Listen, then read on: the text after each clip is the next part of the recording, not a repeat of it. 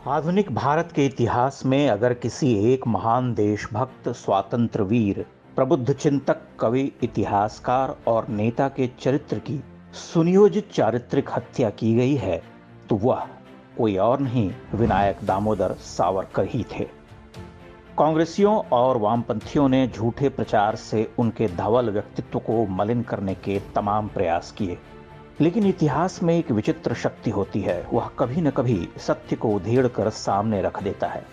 आज सावरकर के तप त्याग का सत्य भी सामने आ रहा है। हम एक श्रृंखला के द्वारा सावरकर के विराट व्यक्तित्व, उनके संघर्ष और कृतित्व को सामने लाने का छोटा सा प्रयास कर रहे हैं।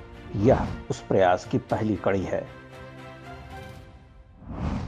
हम में से अधिकांश लोग इस सत्य से परिचित नहीं हैं कि स्कूल के दिनों में ही सावरकर की देशभक्ति और बड़ी प्रतिभा का प्रमाण मिलने लगा था। वह 13-14 वर्ष की आयु में ही बहुत अध्ययन कर चुके थे। इसी आयु में उन्होंने एक लंबा लेख लिखा था जिसे स्कूल के अध्यापक ने प्रतिष्ठित मराठी समाचार पत्र नासिक वैभव में भेजने को कहा। समाचार पत्र के संपादक यह जानकर अवाक थे कि लेख 13 वर्ष के लड़के का लिखा हुआ है। वह लेख 2 खंडों में प्रकाशित हुआ था। स्कूल के दिनों में ही विनायक दामोदर सावरकर समान आयु के लड़कों को संगठित कर युद्ध में प्रवीण होने का पाठ पढ़ाते थे। उन्हें शस्त्रास्त्र के सहारे अंग्रेजों से लोहा लेने की शिक्षा दी जाती थी। सावरकर ने 18 वर्ष की आयु में नासिक में आयोजित रानी विक्टोरिया की मृत्यु की शोक सभा का यह कहकर विरोध किया था कि वह शत्रु देश की रानी थी, उसकी शोक सभा हम क्यों आयोजित करें। सावरकर ने एडवर्ड अष्टम के राज्याभिषेक समारोह का उत्सव मनाने वालों की भर्त्सना की थी। उन्होंने कहा था कि गुलामी का उत्सव मत मनाओ। विदेशी वस्त्रों की होली जलाने का पहला कार्य सावरकर ने ही किया था। पूना में 7 अक्टूबर 1905 को यह होली जलाई गई थी। उनके इस कार्य की प्रशंसा बाल गंगाधर तिलक ने भी की थी। बाद में गांधी और उनके अनुयायियों ने विदेशी वस्त्रों की होली जलाई थी। विदेशी वस्त्रों की होली जलाने के लिए सावरकर को पूना के फर्ग्यूसन कॉलेज से निकाल दिया गया था। वह अपने समय के अत्यंत मेधावी छात्र थे, तथापि उनकी पढ़ाई रोकी गई और उन पर 10 रुपए का जुर्माना लगाया गया। सावरकर ने इंग्लैंड जाकर वकालत की पढ़ाई की।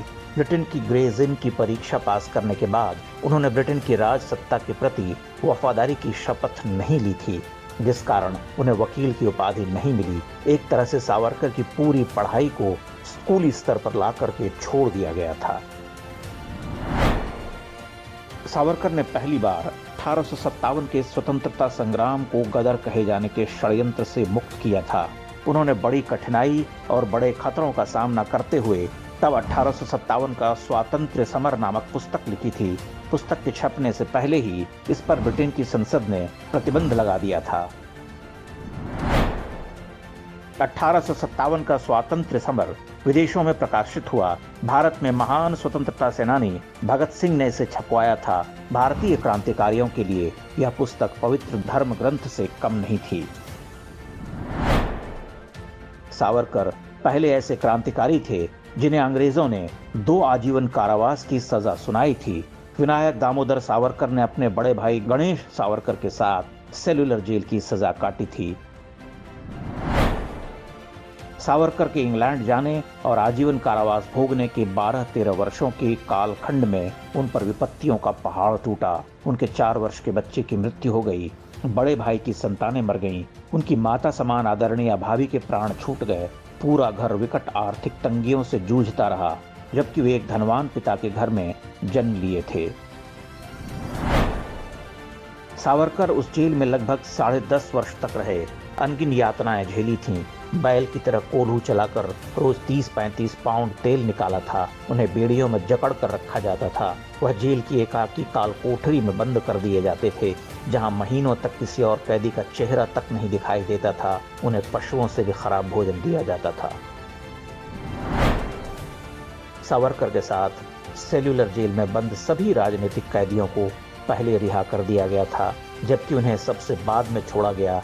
सेल्युलर जेल की यातनाएं ऐसी थीं कि कई क्रांतिकारियों ने उनके रहते रहते ही वहां आत्महत्या कर ली थी।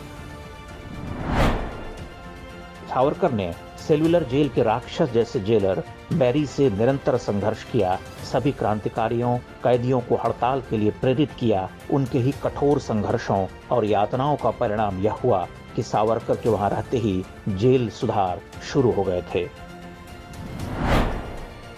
सावरकर के जीवन के अनजान तथ्यों की यह श्रृंखला जारी रहेगी। पहली कड़ी में हमने उनके जीवन के कुछ महत्वपूर्ण बिंदुओं को सामने रखा है। उनके जीवन और संघर्ष से परिचित कराने का यह प्रयास आगे चलता रहेगा।